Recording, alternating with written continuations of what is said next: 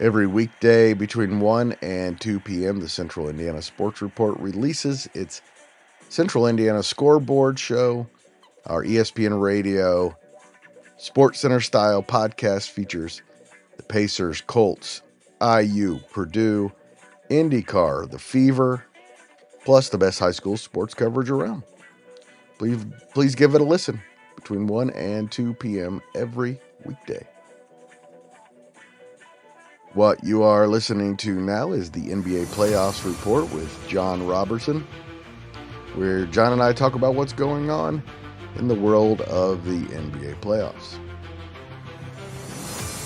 You're listening to the Central Indiana Sports Report with your host, Greg Mengelt. Welcome, NBA fans, to the Central Indiana Sports Report following the Denver Nuggets 119-107 win over the Thunder. And John Robertson is with me on Riverside. And John, we have a Game 7. We do have a Game 7, and I knew this series was going to be close, but it has been an exciting series. Every game's been fun to watch. It absolutely was. There with about 2.5 minutes left, I thought the Thunder were going to mount a comeback. They were really making a push, and then it just kind of fell apart. Well, and then Jokic happened. Well, right, Jokic happened, and honestly, I think that was the difference in the game tonight was the rebounding and the blocks. The defense from the Nuggets was just really, really good, and then Oklahoma City wasn't hitting, and the rebounding was just unbelievable from the Nuggets. So, but I think I saw more blocks from Denver tonight in one game than I've seen in most of the other games combined, honestly. And it helps when you get 15 points from Julian Strawther as well. I hadn't looked at the box score to see who all had what. I knew 15 points for Julian Strawther. Had barely played through the series and looked incredible tonight. If Denver gets one more guy, if they can get that one more guy, they become extremely dangerous. And as I say, John, when you go to a Game 7, I'll take the team with the best player almost every single time. And as good as Shea is, he's not Nikola Jokic. Yeah, I agree. I think Jokic is the best player on the court for this series. It's going to be in Oklahoma City, but I think that Denver, you kind of have to like Denver in a Game 7. They've got the experience. They're a little older. They're a little more comfortable. I don't think much scares Jokic. Jamal Murray looks like Jamal Murray. Yeah. You just never know with him. The only thing that makes me nervous for them is Gordon was grabbing his hamstring after that out of bounds play, so it'll be interesting to see if he's at full go. I mean, Gordon's not like the number one guy on the team by any means, but he's definitely a good role player for them. Absolutely. Big game for him tonight too. Yeah, but if you look at the scoring, that you got three guys with over 20. Murray, Jokic, and Braun all had over 20. And then Strawther had 15. So pretty spread out, even attack for the Nuggets. And Aaron Gordon, 5.7 rebounds, 7 assists, and some really good defense. He was plus 17 for the night. Yeah, I was just looking at that. He's supposed to say he's plus 17, so he had to be doing something right. He didn't have a good shooting night, but he definitely had an effect on that game. And of course, Shea was grabbing his hand throughout the night. I don't know what that was about. Yeah, it was an exciting game. It was back and forth, but I think the third quarter really is just what did in the Thunder. Like that third quarter made the difference. Yeah, through 2.5 quarters, it was pretty much side by side the whole way, and then pulled away there in the third quarter. Behind, honestly, it was Julian Strawther was the impetus of that run, and then the fourth quarter, Jokic just kind of took over. And man, have you ever seen a softer touch than that guy? No, and he's honestly like a great free throw shooter. You can't hack a Shaq because he's just going to make the free throws. So big down the stretch, making free throws. I mean, it like coin flip, I guess, for the final game. I think Oklahoma City is going to be the Vegas favorite, being at home and the one seed and the team. And gun to my head, I'd take them too. Yeah, but I think so also. But when it comes down to one game, you're gonna like the best player in the world in one game. Yeah, but I don't think that Oklahoma City's going to have another poor shooting night like they had tonight. Like they weren't looking very good there in the last quarter and a half. They definitely looked off for sure. I don't know if it's just a bad shooting night or if if it got in their heads that they were behind or what. But they just were Lee not. Dort had a great start and then just looked lost the rest of the game. I think something the Nuggets did, an adjustment caused them some trouble because they really didn't look comfortable after the middle of the third quarter. Yeah, after the 10-0 or 10-2 run or whatever it was, they looked panicked. Well, panicked is probably the right word. They definitely looked uncomfortable. So, and of course, the winner of that one will play the Minnesota Timberwolves. We're going to have a small market tournament here in the Final Four. Of course, the exception is going to be the Knicks or the Celtics in the conference finals, but a lot of small markets here, especially if it's Oklahoma City. I think that's the smallest market in the NBA, isn't it? I really don't know, but that or San Antonio, Sacramento. Those three are the three smallest, I believe. I can't imagine Sacramento being that small, being in California. I don't know, but because San Francisco's so close, that that's the TV true. market is a lot smaller. Yeah. But yeah, I like seeing the success from small market teams. I mean, obviously, I'm a Pacers fan, so but I'm also a Kansas City Royals fan, so they're small market. Football is not a small market for me, but there's no such thing in the NFL. It doesn't matter. In the NFL, it's a whole different thing. The bigger markets have an advantage in the NBA and in Major League Baseball and in the NHL. They really don't in the NFL. Yeah, it's just a completely different situation. So, but I like Oklahoma City. I like Denver. I like Minnesota. So really, whoever comes out of the West, I'm cool with. I have a preferred. Like if I could have my absolute choice, I would probably choose Minnesota. I like them as the best, but I think Oklahoma City has the best shot at it still. Yeah, I'm not sure that Minnesota is a smart enough team yet. I think they poor shot selection at times. They really shoot themselves out of games by taking poor shots a lot, particularly their best player, which is an issue. But man, when he's good, he is so good. That's kind of my thing about him. I like Ant. I think he's so talented, but I really you never know what Ant you're going to get. He's is he going to come out and want to play hard, or is he going to kind of just be there? And if he would come out and play hard every night, he would just be an unstoppable force. I really feel like. But as a team, I like them fine. My money that I might actually, if I put my money where my mouth is, I actually bet on Oklahoma City coming out of the West. So for that reason, I would like to see them win. But by the way, I have it in front of me. Memphis is the smallest NBA market, then New Orleans, then Oklahoma City. Milwaukee, San Antonio is 5th. Sacramento is 21st. All right. Right down at the bottom, just ahead of the Pacers, 22nd. When you say Memphis, that makes sense. I don't know. I don't think that they're a big NBA team. Even when or a big NBA fan base. When we were in the Memphis, my daughter and I went, the tickets weren't expensive and people didn't seem to be that excited about the fact that there was a game going on. And I think Louisville is probably more of a basketball city than Memphis. I'd really like to see Louisville get a team, although it would probably hurt the Pacers. So yeah, and I think the number one place is going to get one is going to be. I think they're going to put one back in Seattle. Seattle and Vegas are certain. Yeah, and Mexico City is almost certain. I didn't hear. No, they were going for 3. I figured they'd just do 2. 4 eventually is the plan from what I hear. And no one's certain who the 4th is, but those 3 are almost certain. The next time they expand, which isn't soon, but an expansion would bring those owners a lot of, I'm talking billions of dollars. So a 4-team expansion would enrich the owners so much that they're going to have to do it. Well, and there's enough talent now for 36 teams. Yeah, that's fair, but you also they need to work on getting viewership up. I mean, if you look at the ratings, they're not that great, even though I think the product's the most exciting it's been in years. A lot of eyeballs internationally now. That's the difference.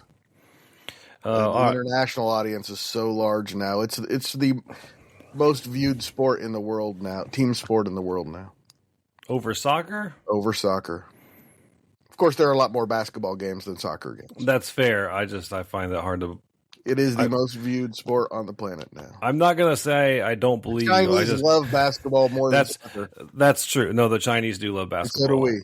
And that's why, we don't need to get into that one because LeBron always kowtows to China. So yeah. Let's move to the East. Yeah, I was trying to think of which way we wanted to go with it. Let's talk about the Knicks-Celtics game last night. I know I hit you up on messages and asked you if you thought if your thoughts had changed because honestly, I think the Celtics looked like a better matchup with Tatum out than they did with him in.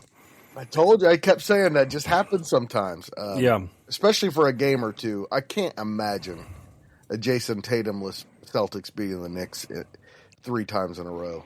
It's just really hard to imagine, but it's not out of the question for sure. No, I think going into Madison Square Garden is going to be the biggest test, obviously, going into Madison Square without Tatum. Brown looked good. I'm trying to remember who else had a big night. It's been 24 hours since that game happened. It was Derek White. Oh, yeah, Derek White did have a big night. That was a game. Yeah. I was happy to see, either way, I was happy to see them extend the series, right? Like, the longer the Pacers can rest while the other teams are playing is good for the Pacers.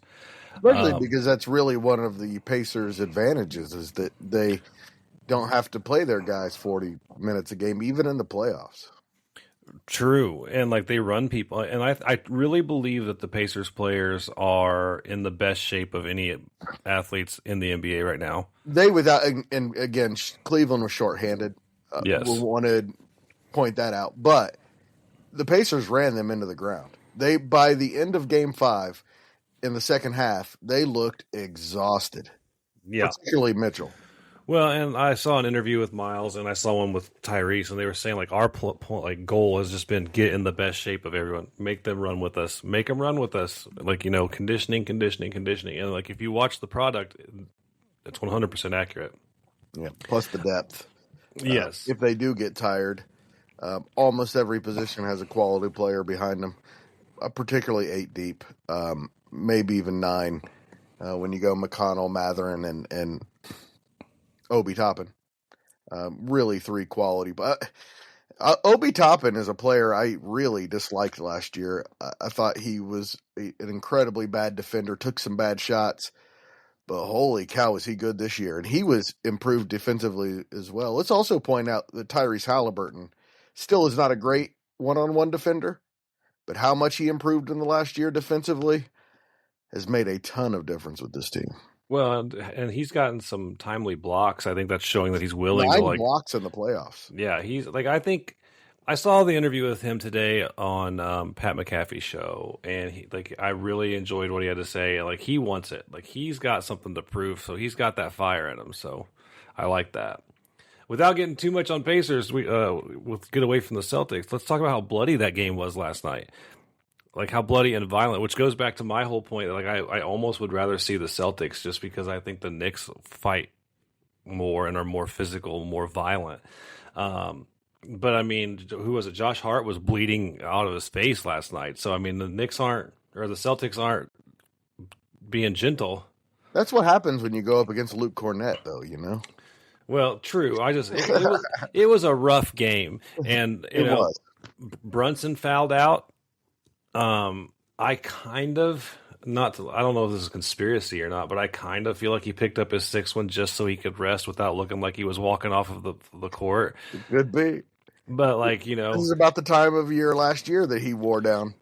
Right. The game was pretty much out of hand at that point. I think they were down almost 20 if it wasn't 20, and he got his foul, and he acted like he wasn't happy about it. But then on the bench, he was waving and smiling. So I kind of was I think he may have just wanted to be out of the game. Again, like we said with the Pacers and Cavs, is it a matter of the Celtics have figured something out, or is it a matter of the difference in urgency between the two teams the other night? I definitely feel like it was urgency last night, but I do think they have found a couple of things to work. So more so on that they just didn't want to lose because they don't want to go home yet. But I think that they a little bit they're finding something that works. I really do think that like Brown being the guy without having to split that with Tatum, like I think he likes that role. I think so too. I think he thinks he's the best player on the planet. I don't think he would like openly admit that in an interview or anything, but like I think he's relishing the opportunity to show that he's the man on the floor for Boston. So maybe that makes him work extra hard. And when you got Luke Cornett on your team, it helps too. It was crazy how great he was last night. Hadn't been playing all year, just came off the bench and he had 10 points. Yeah, it was 7 block shots. That was the big thing. That's as much as you could expect out of Porzingis. Yeah, and Porzingis? Well, we have to talk about him a little bit. Like he said he was available for the second half if they absolutely needed him, but not unless they needed him. I just don't think they can count on him at all. Do you think? I mean, I'm not a doctor, but it's either long COVID or something more serious. I mean, something's up. Something fatiguing him, and it's just got to get that figured out. But maybe they're finding a lineup that works. We'll see what they do at Madison Square. I really would like. I want the Celtics to win the next game. Yeah, look, I've been kind of looking forward to the Knicks since it was 3-1. So I'm kind of. But man, if the Celtics could come back and win this, it would be fantastic. I think the Pacers would be big favorites against a Tatumless Celtics. But I think the number one thing we all want is 7 games. Agreed.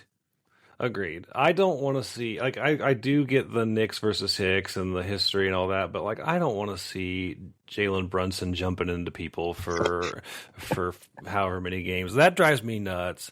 The one that blew my mind last night was so bad to watch. And I know we don't like to just focus on refs. I really don't. I'm with you on that. I don't want to. But the one where Brunson like tripped over Al Horford's foot, and they called a foul on Al Horford. I'm like, what's Al Horford supposed to do? He's just standing there. Like, that's entirely and into him.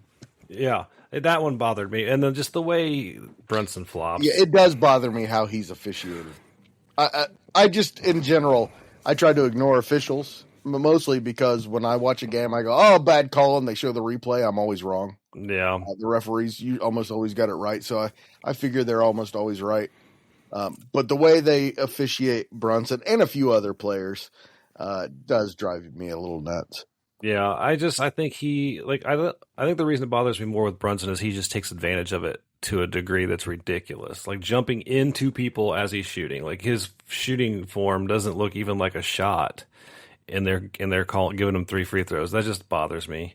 You know who started all that, though, was Reggie Miller. Reggie Miller was the worst of that, jumping into people all the time. I'm going to plead the fifth on that one.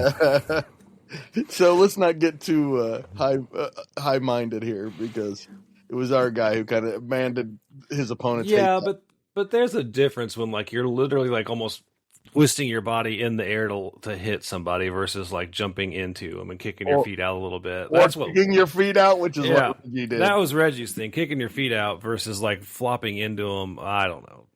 All right, so we want to see it. This is one of them's on your team and the other one isn't. Well, that's fair. But yes, it is. All right, so we'll do the same thing. We'll root for the Celtics tomorrow. I don't know if they can get it done, but we'll root for it. Is that the only game tomorrow? It is. And then Sunday is Denver, Oklahoma City, Game 7. But no game on Saturday.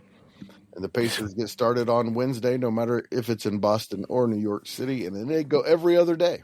Well, and it's good that there's no game on Saturday because we got something else to watch on Saturday. That's right. And they go every other day. And you know who else goes pretty much every other day next week? Is your Indiana Fever. They alternate. I'm ready for fever season, buddy. I am ready for fever season. And you and Michelle Garman and I are going to be talking about the WNBA preview from kind of a fever perspective, but kind of look at the entire league. And because I have thoughts, I have lots of thoughts. I bought 3 Caitlin Clark Funko Pops today. They pre-ordered them.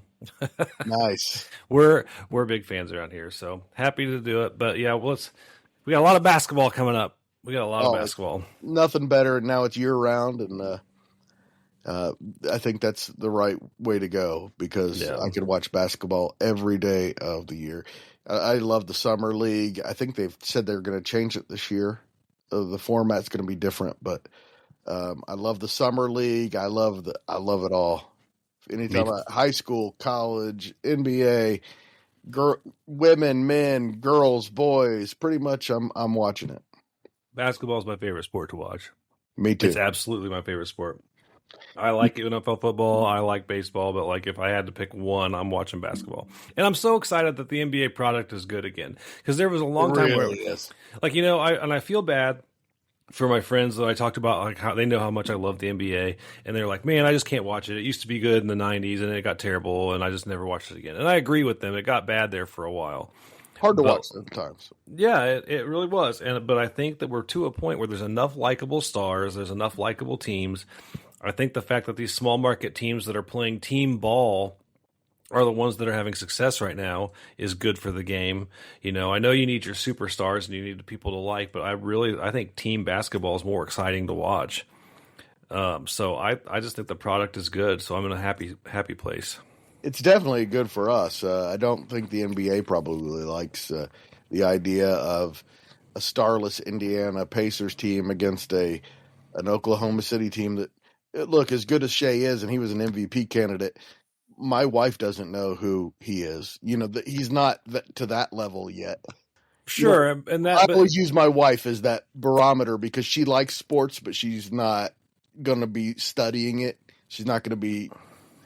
She kind of likes it, but you know, she knows who Nikola Jokic is. She knows who, you know, all the big stars. Shea is not a big star. He is a great player. He's not a huge star yet. Put that on NBA for marketing poorly for the last few years, though. Like, they pushed LeBron so long, and he's been the guy for so long, even though he's on the down, you know, the way out.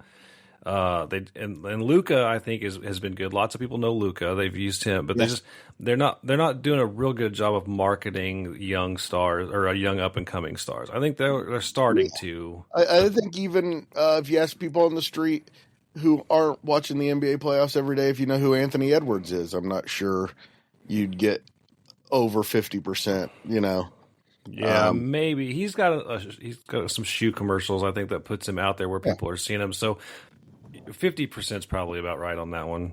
Yeah, it's not like LeBron. It's not like those guys who are everywhere. You know? We just need to get back to, like, in the 80s, and I mean, I hate to keep going back to the 80s and 90s, but, like, you know, they had all the commercials with Bird and Isaiah and Jordan, and I'm trying to think of all. They sure sold that well. Barkley, yeah, like, you know, there was a lot of players. Everybody knew lots of people. I mean, and that's when you had to buy a VHS tape to watch highlights. You know, that's right. So, and I had a few of them, and I loved it. I was a big fan. You had to get the Sports Illustrated subscription to get the VHS tape in the mail, but every year. Anyway, I think I just think they need to market it better. I think the big issue is that people can't watch their home teams. If Pacers were on. If they were on channel 6, 8, 13, or, you know, whatever local, so people could watch them and tune in every night as they're having dinner. Yeah. Because sometimes I wonder if the NBA even wants fans. Well, that's fair. Yeah, I do. Like, they Silver was complaining about it, but the biggest problem is the TV marketing rights. They've got to get it to where local people want to watch. You know, and it's one priority. It's got to be.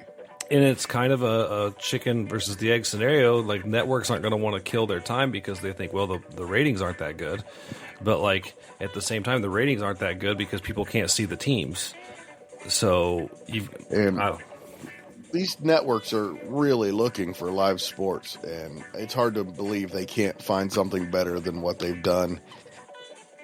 John, thanks so much. Can't wait for Game 7 this weekend. Can't wait to see what happens with the Knicks and Celtics. And especially can't wait to see who the Pacers are going to play. And again, next Wednesday, we will have all the coverage for you. Every pre-game, every post-game, we will be here with some podcasting. With John, our NBA guy, and Mike Rich, our Pacers guy, leading the way. John, thank you so much. Appreciate it as always. Hey, my pleasure. Looking forward to all the basketball action we got coming up this week. So stay tuned. We'll see you guys later.